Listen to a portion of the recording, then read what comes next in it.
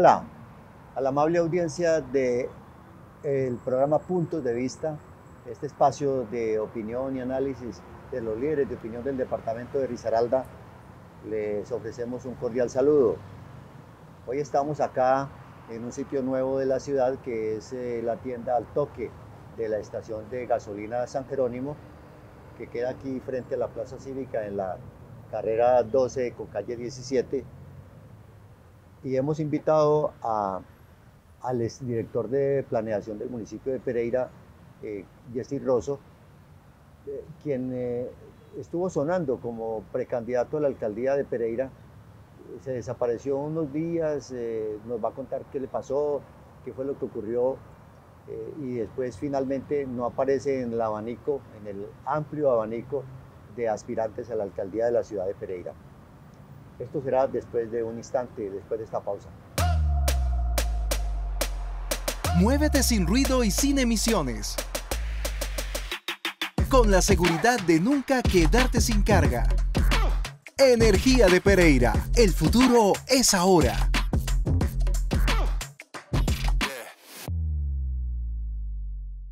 Evidentemente saludamos cordialmente al abogado y exdirector de planeación y otros cargos importantes, catedrático también de algunas universidades en Pereira, Jessy Rosso. ¿Cómo me le va? Muy bien, Luis, muchas gracias. Gracias por la entrevista, gracias por este espacio. Le estaba siguiendo la pista y me di cuenta, por ejemplo, que la semana pasada estuvo moderando un panel en la ciudad de Palmira sobre un tema que es sustantivo, el de las ciudades intermedias colombianas, en esto que llaman asocapitales.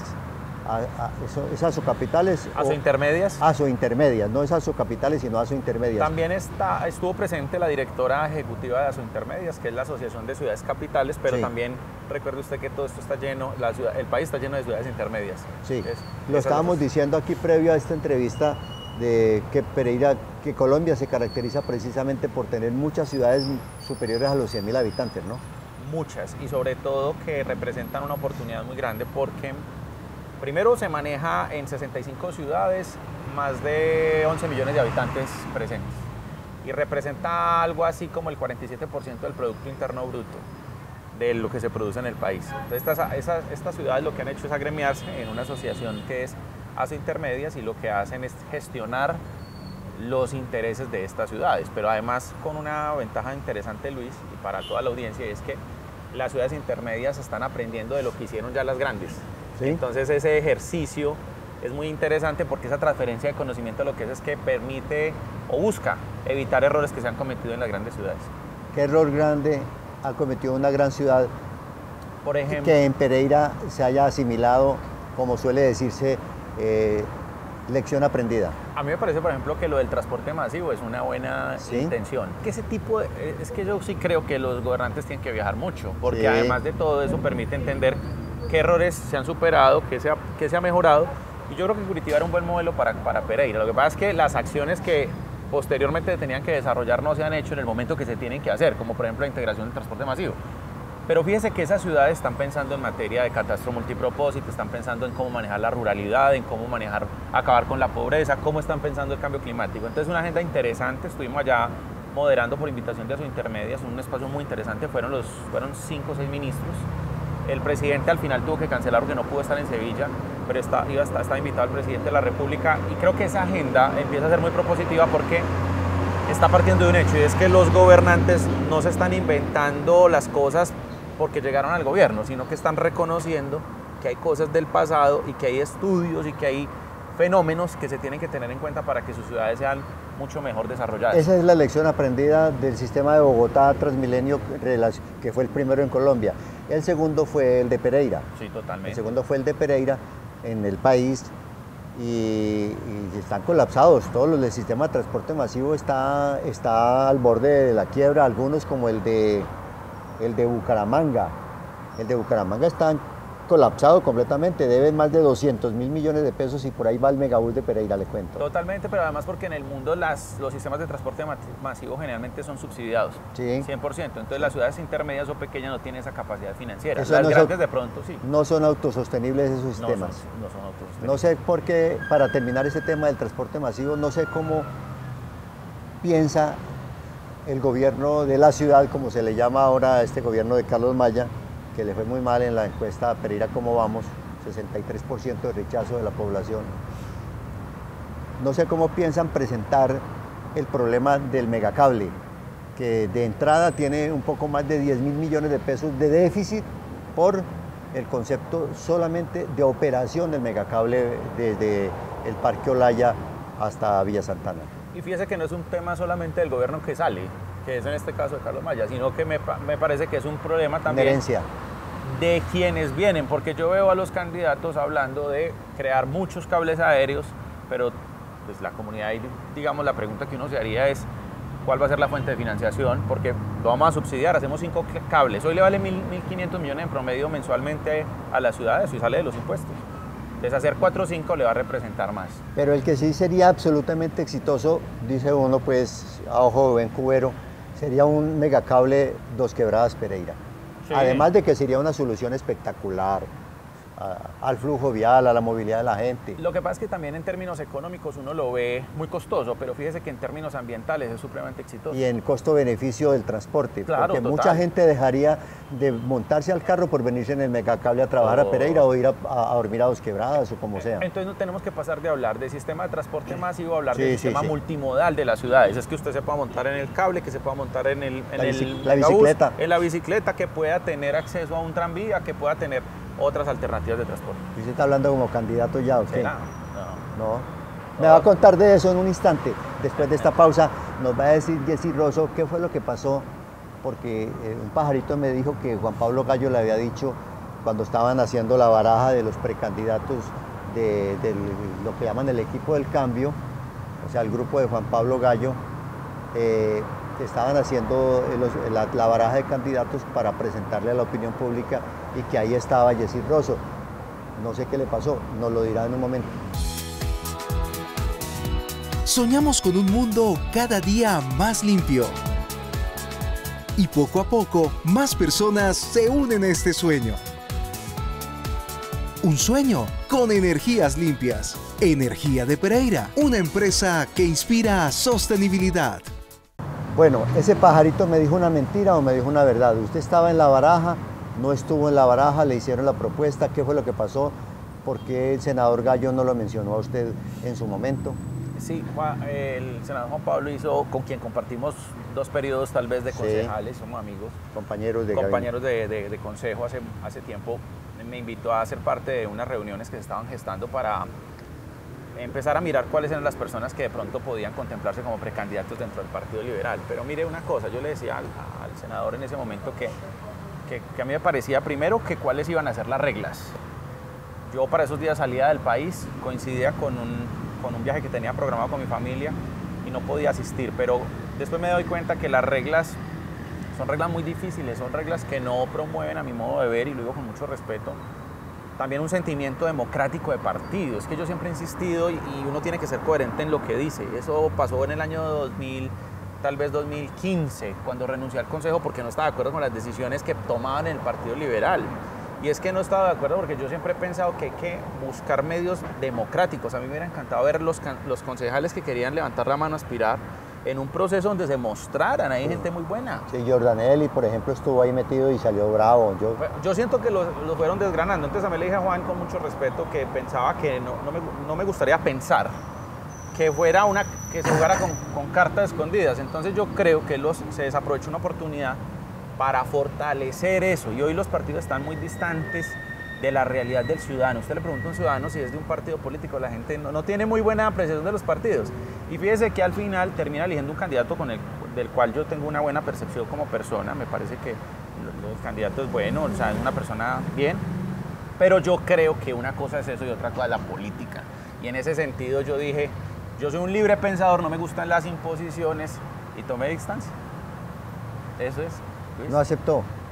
No participé de ese proceso porque es que además de todo, si yo siento que hay un proceso con garantía, chévere. Pero parece que tuvo razón, porque pues había una baraja de 5 o 6 candidatos y de un momento a otro el senador Gallo, como cuando yo me monto al carro y llevo un mapa mental de llegar, por ejemplo, a Dos Quebradas, y de un momento a otro digo, no voy para Dos Quebradas, me voy para la Circunvalar. Eso pasó. de los 5 o 6 de un momento a otro dijo, no, el candidato es fulano de tal y no hay, el proceso no se decanta.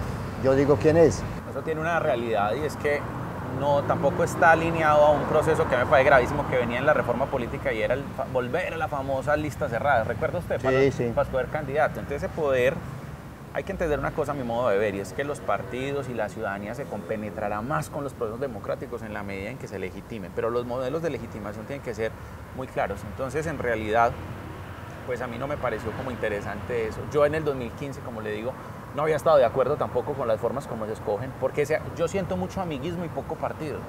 Usted está hablando en el 2015 de las formas y hable claro, diga el senador Soto.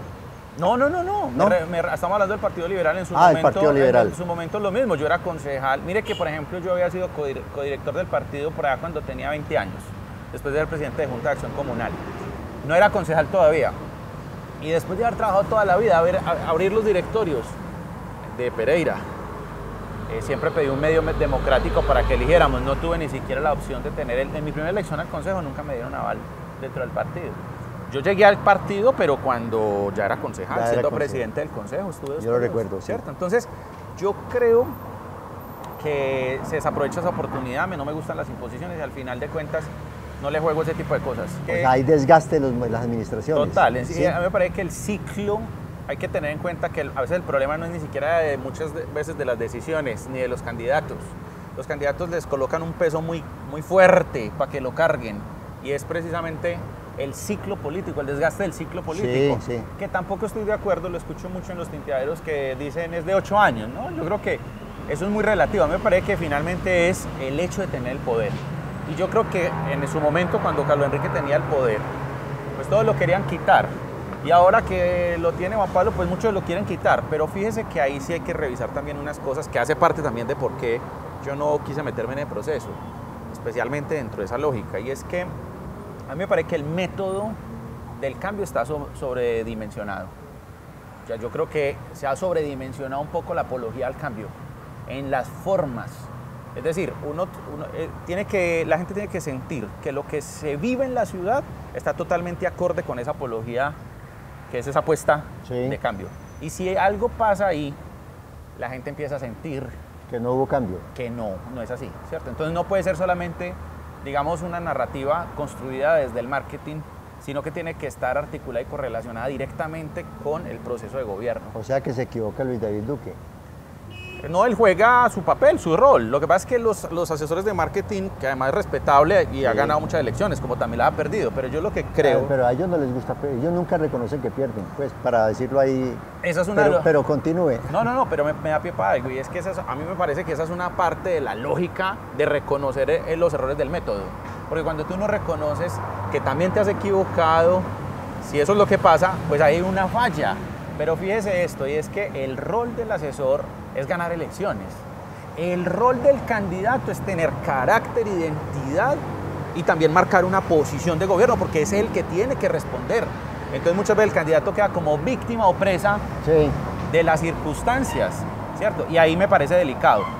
Pero adicionalmente el rol del ciudadano es no caer en esa percepción. Y ahí viene otro tema que me parece interesante, o sea, Luis. Se requiere ciudadano informado para que analice el marketing, analice el candidato, analice los roles, ¿cierto? Sí, porque la regla se volvió a hablarle al corazón y trabajar las emociones. Entonces, cuando usted trabaja las emociones, el rol del ciudadano es no dejarse engañar, sino revisar racionalmente si las cosas están bien o mal, o si pueden ser mejores. ¿Cómo se defienden los intereses de la ciudad sin ser candidato? A mí me parece muy interesante llevar los temas que creo que necesita la ciudad a la agenda pública, porque veo mucho afán de poder, con mucho respeto lo digo, pero es lo que pienso. Veo mucho afán de poder en muchos candidatos, pero en algunos no veo mucho afán de servicio. Entonces, cuando veo eso, yo digo, pues no hablemos de impolutos, no hablemos de personas que estamos por encima del bien y del mal, no hablemos de ciudadanos que estamos opinando, pero yo sí creo que vale la pena empezar a proponer temas estructurales y de fondo, de más peso. Me parece que es un momento oportuno para Pereira. Venga. Señor. Afán de poder de algunos candidatos. Yo digo que de todos los candidatos, porque el que se presenta a una elección es porque quiere poder, ¿cierto? Eso no creo que no, lo indiscutible no se debe discutir. Pero planteémoslo de la siguiente manera. ¿Para qué? aquí hay dos campos claramente definidos, los que tienen el poder y los que van detrás del poder en el municipio de Pereira, ¿cierto? Sí. ¿Quiénes tienen el poder? En este momento tienen el poder el senador Juan Pablo Gallo y el senador Sami Merey. No nos digamos mentiras, ahí no hay terceros, son ellos dos los que son los dueños de los contratos de prestación de servicios, de los contratos de adjudicación de obras, son ellos dos los dueños de la burocracia.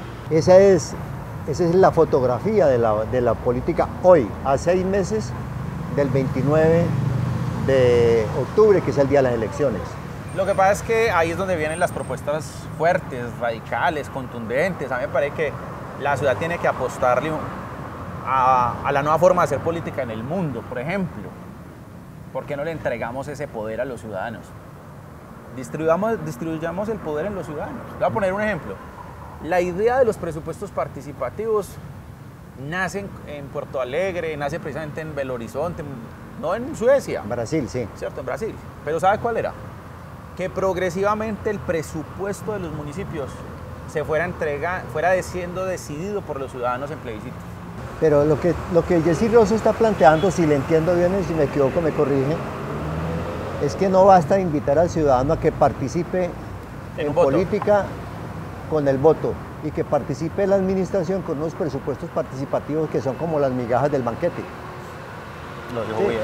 Usted no puede... ¿De cuánto es el presupuesto participativo de Pereira hoy? Calcule más o menos 2.500 millones de pesos, 2.500 millones de pesos de un presupuesto anual del municipio de Pereira de 1.200.000 millones de pesos.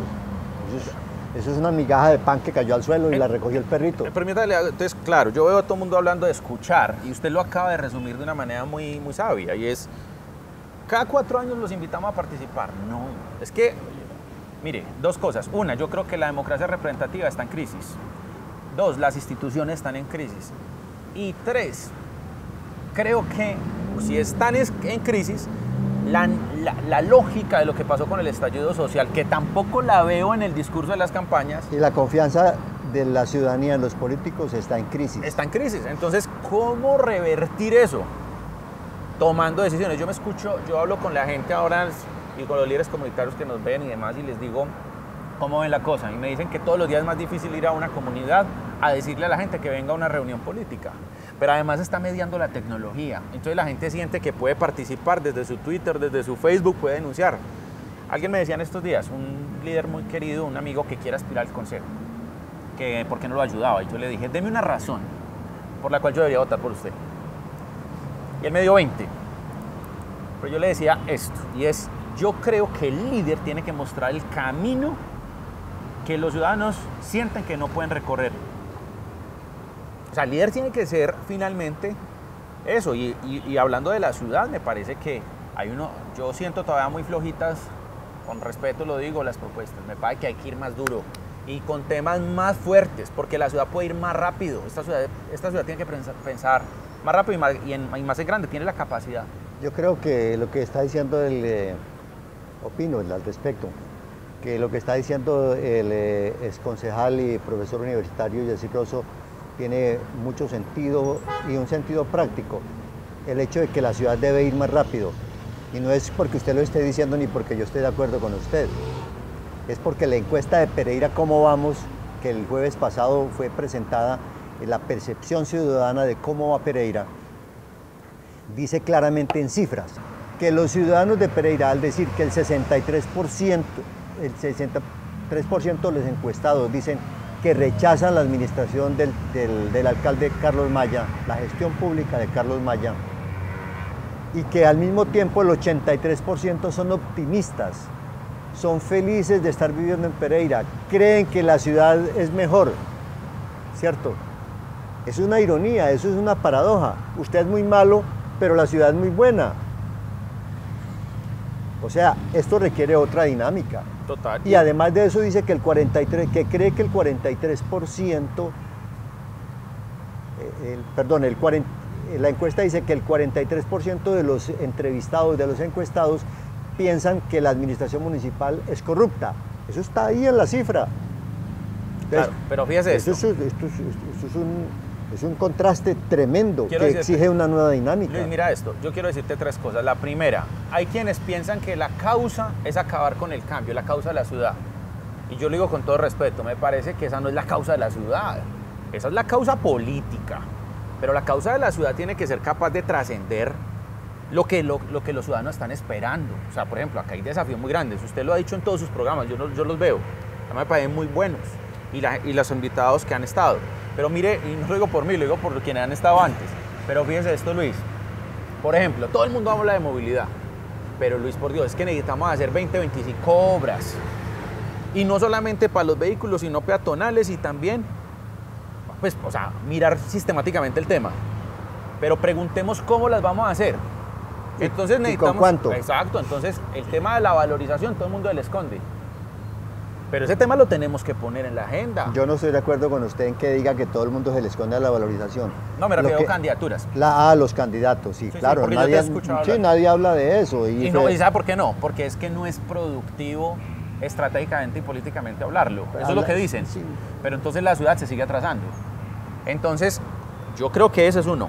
Entonces, no es la causa. Dos, pienso que también está equivocado quien cree que hablando mal del otro, es que a la gente no le gusta ponerse a hablar mal del otro. Hablar mal del alcalde que esté de turno es muy fácil.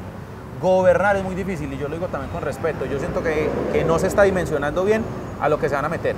Porque tengo que decirle, una cosa era cuando yo estaba de concejal y veía las ciudades de una perspectiva. Y otra cosa cuando tuve la oportunidad de ser secretario de planeación. La ciudad no está para aprender en ella. No se puede hacer un curso acelerado.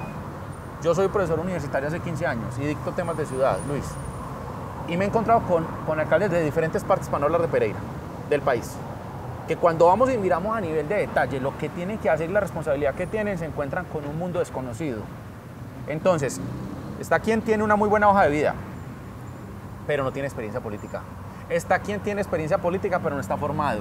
Y está quien tiene las dos, pero nunca ha estado en la administración pública.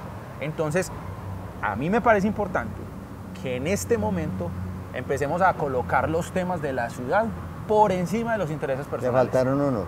¿Cuáles? Le faltaron los alcaldes, para no hablar de los de Pereira solamente, que cuando llegan al poder ya están secuestrados por los concejales o están secuestrados por los inversionistas que les patrocinaron las campañas. Excelente, porque me gusta. Pero hablemos de eso entonces en el siguiente programa. Súper, me dejo ahí con la palabra en la boca. Porque es que ese es el punto crítico, ese es el punto neurálgico de las que llaman buenas prácticas administrativas. Vamos a la pequeña pausa y despedimos este programa. Muchas gracias. Así suenan los 40 vuelos que despegan diariamente desde Pereira, porque cuando viajas desde el Aeropuerto Internacional Matecaña, encuentras más destinos, más negocios y más oportunidades. Operadora portuaria Aeropuerto Internacional Matecaña. Invitamos a la audiencia de Puntos de Vista, el programa del análisis y los puntos de opinión de los líderes de opinión del departamento de Risaralda, al siguiente programa con Yesir Rosso, profesor universitario, es candidato. Usted nunca ha sido candidato a la alcaldía todavía, ¿cierto? No, soy precandidato. Precandidato fue, sí, esa fue la nota, pero fue director de planeación del municipio de Pereira y está hablando sobre este estado de cosas que se presenta en la actual campaña política hacia la alcaldía de Pereira concretamente. Muy amables, recuerden que lo más importante en el periodismo es la confianza y en este caso la que ustedes tienen en el programa Puntos de Vista.